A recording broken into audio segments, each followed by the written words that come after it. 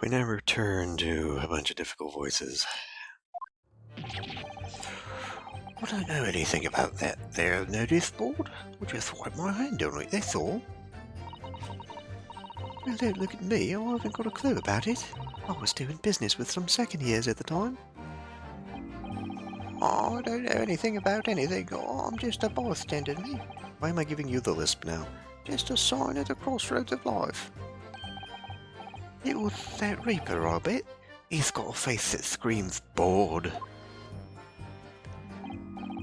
Oh, I can't see how this changes anything. Anyway, the detective still died when he heard that gunshot.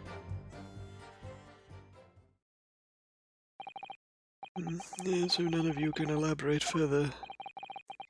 Shaken by the crime they witnessed, and with only the light of a few candles and an oil lamp by which to see, we can't expect these witnesses to be able to give a more precise account of what happened. That's right, yeah. It don't pay to expect too much. It's man's endless quest and knowledge, foreknowledge, that's destroying the world. That's what I think. Do you, really? In any case, as this testimony shows, even if the notice board was moved by somebody following the incident, it makes no difference. When the gunshot rang out, the accused was the only person at the scene. In short, the only person who could possibly have committed this crime is Barak van Zieks. None of this wrangling over the board changes that simple fact. Quite so, quite so. Does the defense still wish to cross-examine the witnesses despite the circumstances? Oh, certainly, my lord. Very well, then you may proceed, counsel.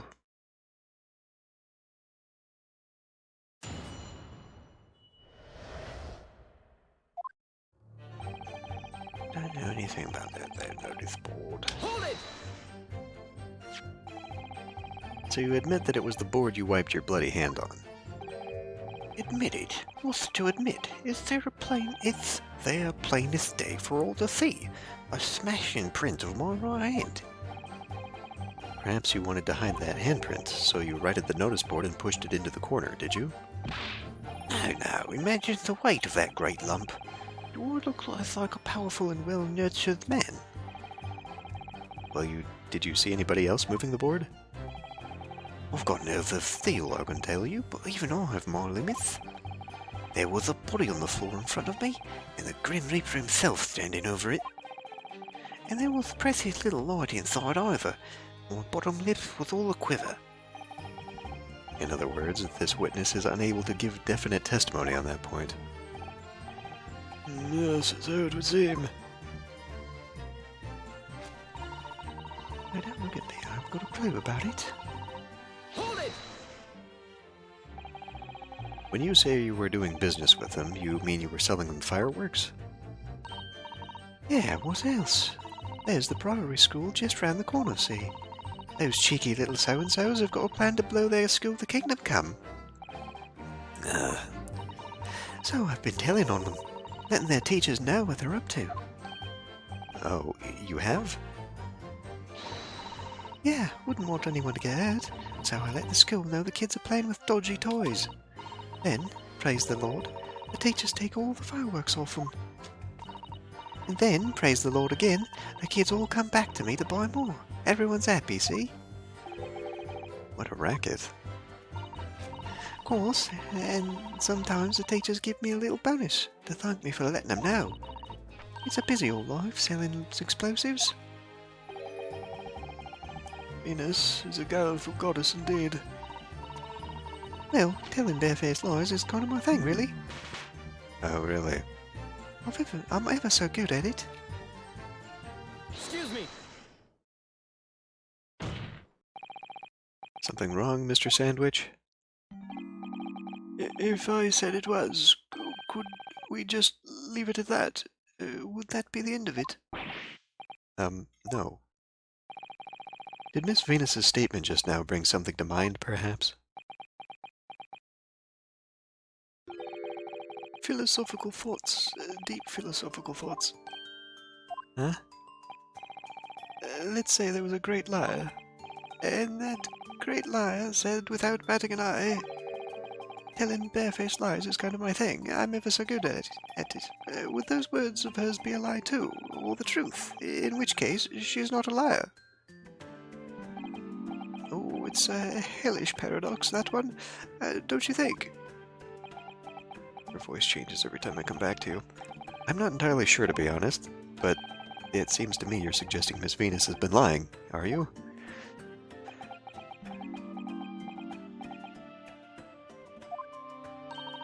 What are you on about, old man? Trying to cause trouble, are you? Keep on like that,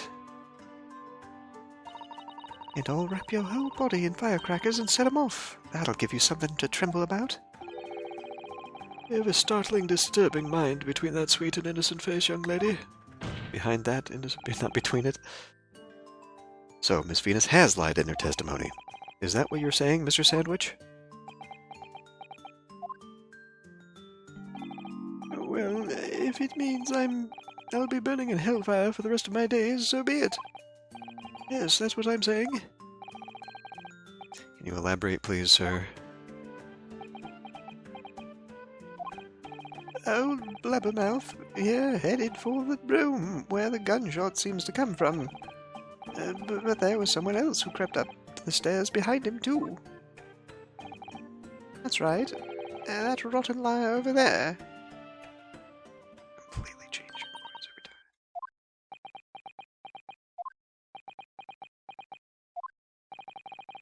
Do you mean to say that you did, in fact, betake yourself to the scene of the crime after all?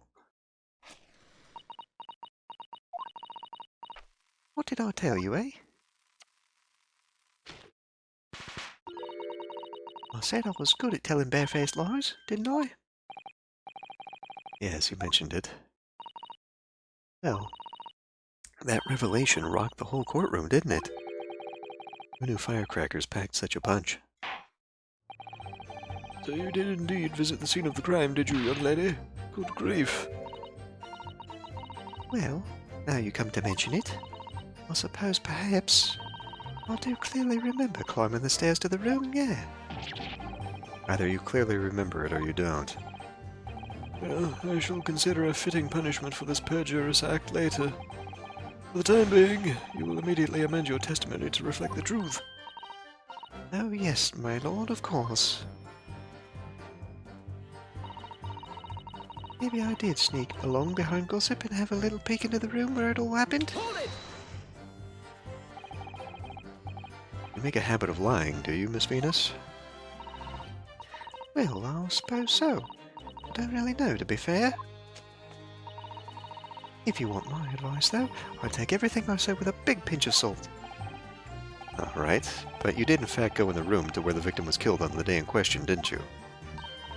Oh, please, as if I would. I can't think of anything more terrifying. The truth, please. Well, all right, just a bit then. I mean, a girl my age is curious about stuff, you know. Did you touch anything at the scene? Oh, please, as if I would. I mean, there was a dead body on the floor. The truth, please. Well, all right, just a bit then. I had a look to see if there was anything I could sell.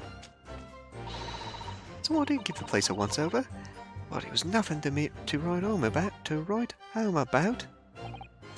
Right. Now I hesitate to ask, but you didn't move the notice board by any chance, did you? Oh, please, as if I would touch anything like that. Just a few bits of loose change is all I had. The truth, please. Well, all right then. I thought there might be something worth having underneath it, so I blasted the flipping thing. Sorry, flipped the blasted thing. You're telling us that you did move that board? I think that did slip out, didn't it? Well, you daft bomb pot.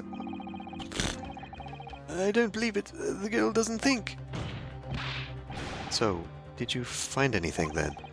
Something that you might have taken, perhaps, to sell? Oh, please, I should be so lucky. You might mention the truth. Now. Oh, I might have found this old pocket watch under the notice board, I suppose. But a bit of junk like this can't be worth much, if you ask. Gina. So it was you, was it? You're the one what took it. Great. I was trying to give Little Red Riding Hood there the same voice, and now I'm going to give them both the same voice. I guess it doesn't really matter, though. I have heard the same voices before for people, so, you know. As a matter of fact, tangent, I started watching this YouTuber. She does City Skylines videos, and I know I've heard her voice. She's got, like, the generic British woman voice, so... Whatever. So it was you, was it? You're the one what took it. Gina? Young lady, may I remind you where you are? That watch there. That was a present to Inspector Gregson from the yard for a big case he solved 10 years ago. Professor case, no doubt. The boss used to wind it up every evening without fail when he was waiting for his grub to come at the pub. I see. I swiped it off him once and blimey, he was upset. He gave me a right earful. Said he hadn't missed it a day in the last 10 years polishing it and winding it. It meant the world to him, that watch did. Possibly not the best thing to go diving for, then.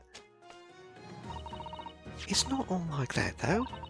Not all that, though. I took it to Jabbers'. Okay, we haven't met Jabbers yet. At night to ask how much it was worth, but the old dealer wouldn't touch it. Wouldn't give me a penny for it. Said it wasn't working. Knocked about and worthless, he called it. I know I should have lifted it.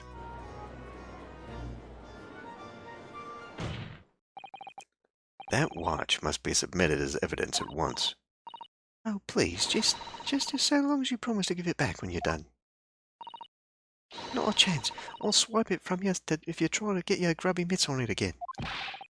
That's enough. Hand the watch to the bailiff forthwith.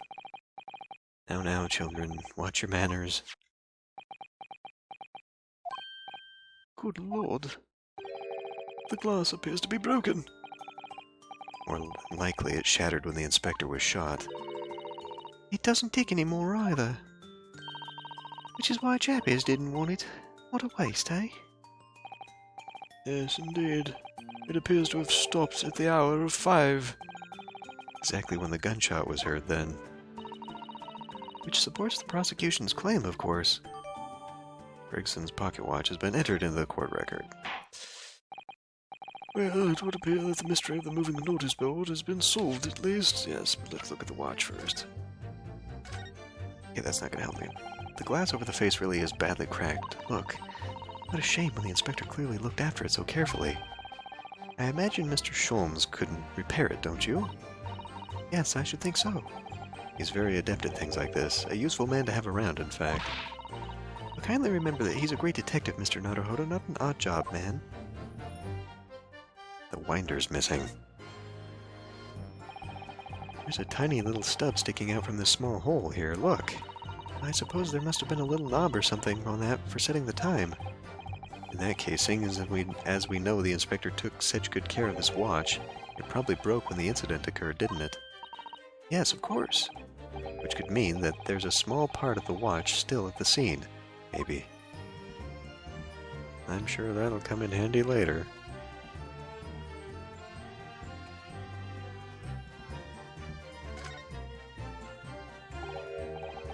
Ah, there's a tiny little keyhole here. Can you see? I know exactly what goes in that hole. Oh yes, that's probably for the winder that used to wind up the mechanism. It looks a little unusual, don't you think? Yes, you'd need just the right key to wind it, I imagine. Why do I feel as though I've seen something? Something a bit like a key that's about the right size to fit in this hole. It would be wonderful if we had the key. Let's check carefully over what we've already found. Yes, I already know. So we're probably going to make an argument at some point that somebody else wound the watch, and then we're like, oh, we all happen to find the key here as well. Alright. And as predicted, it had very little bearing on the case. Now then, continue with your cross-examination, please, counsel.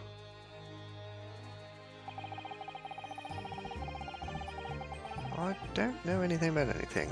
Hold it! But you did go see what happened in the room, didn't you? Fresno Street is my whole world. It's all I know. And I know all of it. I have to make my business to know. I have to make it my business to know if I want to hold up my sign up high. Oh, fuck. He's giving me dyslexia the way he talks. So you did go to see what had happened? It's not the destination that's important. It's how you get there, isn't it? Did you notice the notice board in the room? If you think about it, we're both the same species, aren't we? Both different members of the sign family. So, if I'd spotted it, I might have tried to trip it up out of a sense of rivalry, I admit. Someone really needs to tell you that you're Homo sapiens, not Homo sinians. Does that mean you didn't notice the board? I can only repeat what I said before. I don't know anything about anything. I'm just a bystander, me. Just a sign of the crossroads of life. And that, in which case, just who was responsible for moving the notice board? That Reaper, I bet. Hold it! What exactly do you mean by that? Oh, come on now. Don't tell us you've not noticed. He looks like he hates everything in the world, that fella. But not notice boards. They're the one thing he likes. You can see it in his eyes. I can't say I'd ever noticed. I'll tell you one thing for free, though. I never took my eyes off that man on the floor, or off the Reaper. Not for a second. Sorry? Well, I was scared that... I was that scared I couldn't. You never know what a fiend like that might do if you look away, do you? If you didn't take your eyes off the defendant, you should be able to confirm categorically whether or not he was the one who moved the notice board. No, that I can. The Reaper did nothing of the sort. I can swear to that. Couldn't have missed it if he'd heaved that thing upright again and dragged it into the corner. Right. Glad we've cleared that up. What happened to the face that screams bored? I feel your pain, Kazuma. Okay, let's see how this changes anything anyway. The detective still died when we heard the gunshots. Hold it! It was 5 o'clock in the afternoon that you all heard the loud bang, wasn't it? Maybe the notice board fell over, or maybe it didn't. Maybe I fell over, maybe I didn't. The Reaper's fate is sealed either way, because of that gunshot we all heard. So your fate's sealed too. My fate? That's right. The defense is fated to lose, and the prosecution to win. In other words, it all hinges on that single gunshot. So if I could just find some problem with that part of their story, it may be possible to change all our fates. Of course, none of that changes the fact that I heard what I heard, does it? Not much to go on. As you've pointed out, Mr. Naruhodo, there's no question that that notice board was moved, so somebody must have done it. But it did happen after the event, so maybe Kazuma's right, and it's not relevant to the case. But it seems to have been deliberately positioned so as to hide the body from view. So I feel sure that there's some deeper significance to all of this. Yes, I know what you mean. I've no doubt there are more clues to be uncovered. You're on the right track, I can feel it. So follow your instincts. Alright then. My instincts tell me that he said number 5 is the clue. Let's see how that changes. The detective still died when we heard the gunshot. Well, we don't know that for sure. Objection! The witness's last statement is clearly contradictory when you consider this piece of evidence here. Yes, undeniably. You say undeniably, counsel, but I fail to see any contradiction here at all. What do you mean? I think perhaps that itself is the contradiction. Indeed. Time for a rethink. Well, but...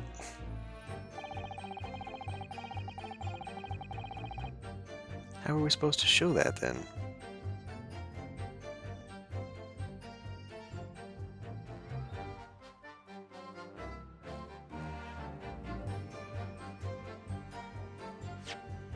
Do we have to use this to prove it? Oh, wait, it's the head. The helmet of this charming policeman appears to be a little worse for wear. Yeah, okay.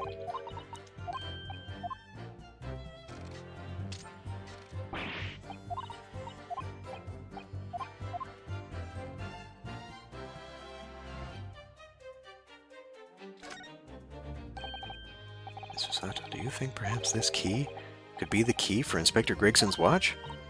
Oh, yes, it could be. Let's try it at once. There's not a moment to lose.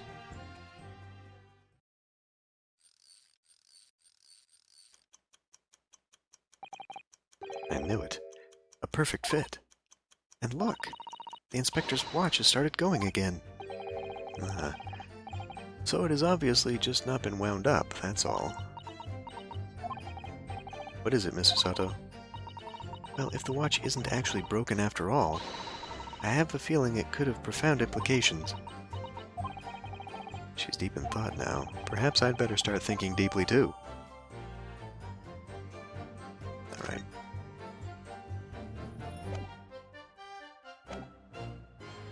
So, now can we do this? Objection! I'm afraid that's not necessarily the case. Oh. At the scene, we found this key to the winder of the inspector's pocket watch. A key. And having wound the pocket watch, we discovered that it in fact still works. You see, the watch didn't stop because it was broken at all. And that fact completely undermines one of the most fundamental premises on which this entire case has been built. What? Order. But Counsel, the watch was stopped at almost exactly 5 o'clock. Yeah, which is just when we heard that gunshot. It is exactly the hour. The time that was showing on the watch tells us nothing other than when it wound down. It's merely a coincidence that it happened to be at 5 o'clock. Objection! Even if that's true, the 3 witnesses here all heard the gunshot at 5 o'clock. So that's obviously when this crime was committed. Objection! No, that doesn't hold. Why not? Recall what Inspector Lestrade said only moments ago. Boss used to wind it up every evening without fail when he was waiting for his grub to come at the pub. Said he hadn't missed a day in the last 10 years polishing it and winding it. It meant the world to him, that watch did. Right. The victim was in the habit of winding his watch once a day in the evening. We can reasonably assume, therefore, that he wound the timepiece on the evening before he died as well. Yes, that would be entirely reasonable. But if that's the case, you wouldn't expect the watch to have completely wound down by 5 o'clock the following day. Oh, why? Well, how do you explain that? In summary, the evening before the day of the incident, when the gunshot rang out in that room, the inspector was already unable to wind his watch. You can't mean... What would stop a man winding his watch if he's been in the habit of winding it every single evening for 10 years? The obvious answer is that he was already dead.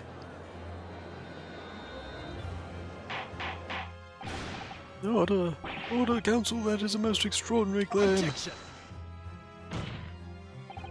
Extraordinary isn't the word, it's absurd. You claim he was already dead the night before? Do you really think that Scotland Yard's coroner would have overlooked something like that? On that subject, there is something rather surprising. There's actually an omission in the coroner's report. The time of death is not noted. That's right.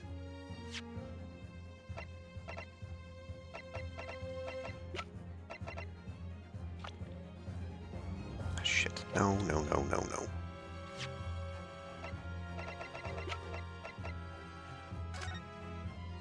Time of death, blank. Okay. Wait a minute. You're forgetting that my legs went up from under me when I kicked the door in. What do you mean? Like I said, I planted my hand in a dirty great puddle of blood. Yes, so the victim's blood hadn't dried. It was fresh. He catches on fast, doesn't he? Objection! But that blood could be explained in any number of ways. It could have been put there afterwards. Some fresh blood could have been poured over the victim's body after he... Does my learned friend think that fresh blood is available on every street corner? Well, it needn't necessarily have been human blood, of course. We've been told previously that Scotland Yard has no way to identify blood as human. The problem is currently being researched. At present you are correct, it is beyond our abilities. So then a chicken's blood could have been used, for example. It's certainly a possibility that it wasn't the inspector's blood at all. Objection! But the gunshot was heard at 5 o'clock that afternoon. That's beyond question. Is it, though? What? Given that the time of death of the victim has already been called into question, it isn't beyond the realms of possibility that what these witnesses heard wasn't a gunshot at all. Oh, please, what are you trying to say?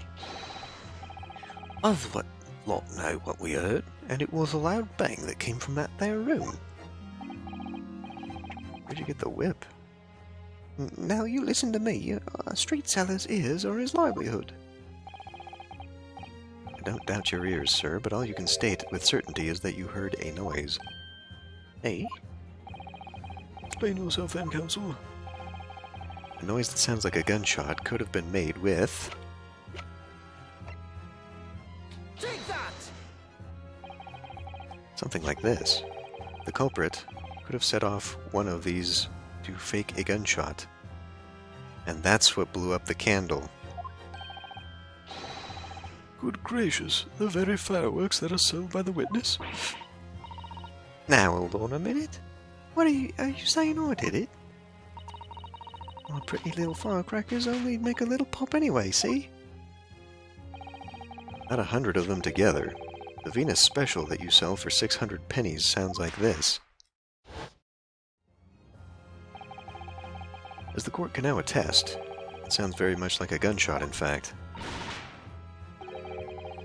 You're trying to suggest that somebody set one of those fireworks off at the scene. I'm suggesting that somebody knew the defendant was in the room at 5 that day, and sought to implicate him by creating a sound like a gunshot for these peddlers on Fresno Street to hear. But even the accused himself has testified that he saw no one else in the room at the time. Whether it was a gun or a firecracker, the only person present to cause that bang was Barrick Van Zeeks. One whiff of a match and my firecrackers go pop, see? That's why people like them. I fear for your fingers, young lady. Objection!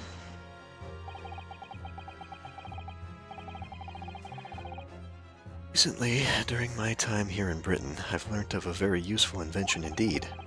Something called a time bomb. Good heavens, a bomb! Yes, a device that allows you to blow up whatever you like, whenever you like.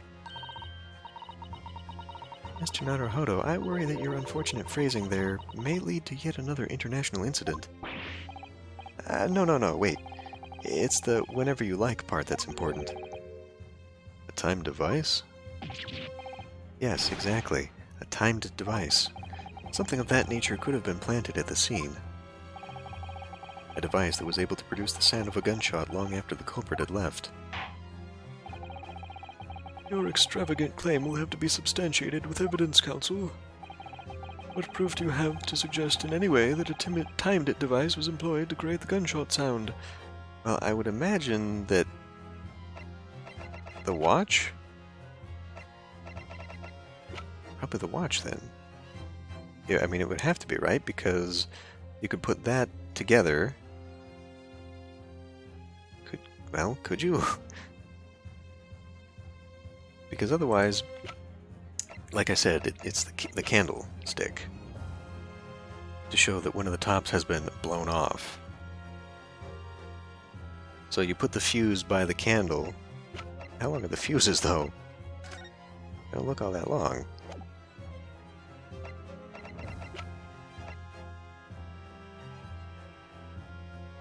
Unless it was like a sabotage thing, where they waited for somebody to light it in the dark and then it blew up the thing, but that wouldn't make sense at all because this happened in real time when Lord Van Zeeks was there.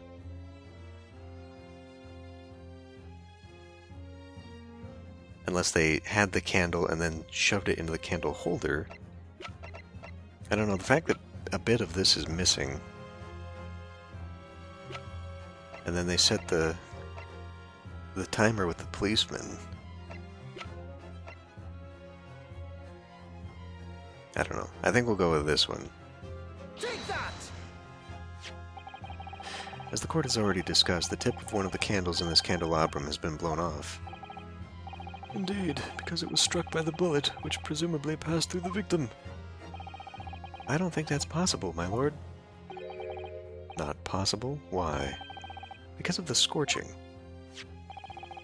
There are gunpowder scorch marks clearly visible on the broken candle. See, I noticed this the first thing when we saw this. I didn't think bullets caused scorch marks. There are, good as me, yes. But is it not the case that there are also scorching on the victim around the bullet entry wound? That's right, there was. But as we heard earlier, scorching like that only occurs when the target is at very close range, a matter of centimeters from the gun. Which means the scorching on the candle can't possibly be the result of a gunshot. You're suggesting it came from the fireworks. How can it be, eh? The fact that there is such visible scorching on the candle suggests that the fireworks must have been right next to it when they exploded. Or to put it another way, the candle and the firecrackers were joined together.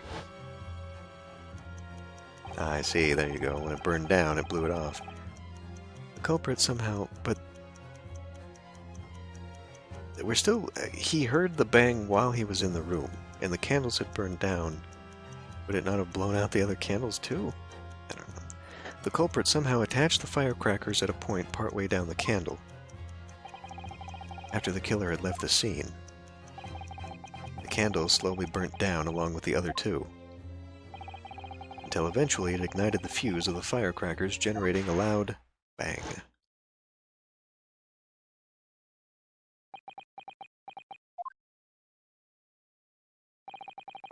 And that is how these three witnesses came to believe they'd heard a gunshot at 5 o'clock. Well, what a plot. And this implies that the victim could have died earlier than we've been led to believe, the previous day even. Now, just hold your horses. All the thought here saw the victim going into the building, remember? I couldn't forget that flame-colored hair even if I wanted to. The person you saw entering the building wasn't the victim at all. Consider this. Obviously anybody can wear a wig, so the person that these witnesses saw entering the building 15 minutes before the incident occurred could easily have been someone else entirely, wearing the red hairpiece. Someone else? Do you mean to say? It was the same person who contrived the firecracker trick. In other words, Inspector Gregson's killer.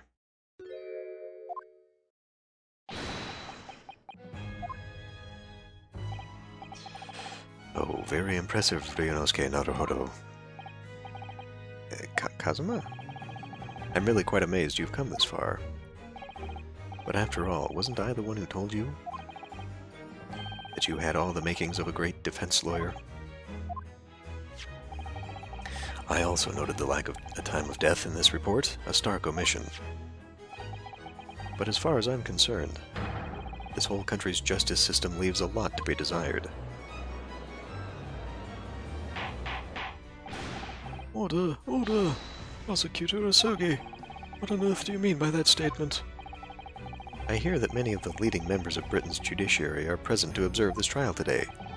so we cannot allow even the slightest doubt to be overlooked. The defense's assertion about the time of death based on the victim's stopwatch is just conjecture. But while the possibility exists that my learned friend may be correct, we have a duty to explore it. Well, certainly, I would agree with you. And what immediately comes to mind is, of course, what was Inspector Gregson doing and where did he go on the day before the incident? Do you know?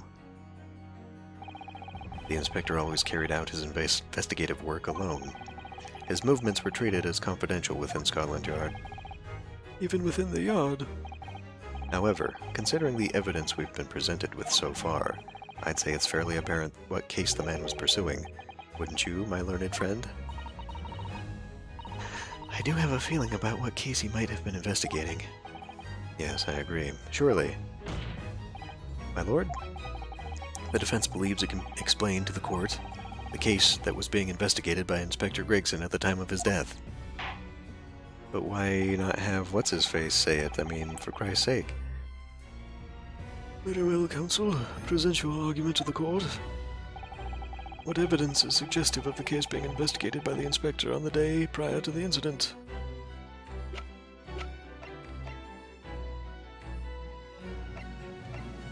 Well, seeing as how he was wearing the red hair, it would have to be, excuse me, have to be the Red-Headed League. Yeah? Take that! I believe this red hairpiece points to the answer. We might assume it was part of a disguise used to carry out an undercover investigation. Surely not. Such a brightly colored hairpiece would only serve to make the inspector more noticeable. Yes, that's quite true. It would definitely have made him stand out in a crowd. Except, that is, in a crowd of gentlemen from the Red-Headed League. The Red-Headed League? So, you'd already worked it out. Quite early, in fact. I mean, this was a pretty obvious one, I think, as soon as we entered that room. What on earth is all this about? Is there an extraordinary league of gentlemen? The Red-Headed League is currently under investigation for a grand deception. Deception of what nature, counsel? They've been targeting red-headed men across all of London and tricking them out of small sums of money. 2 men were arrested for the misdemeanor only yesterday, in fact. My lord, the defense calls for those 2 men to be summoned at once. 2 redheads?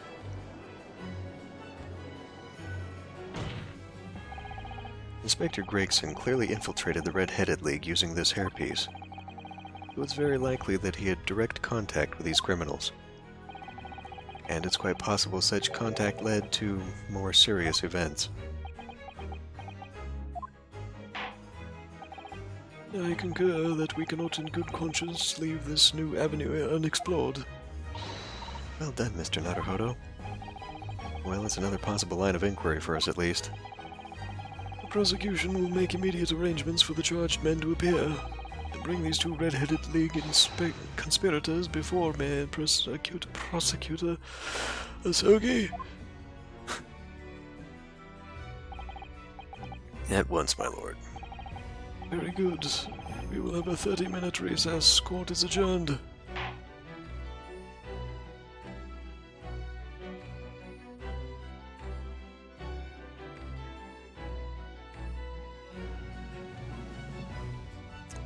Let's go.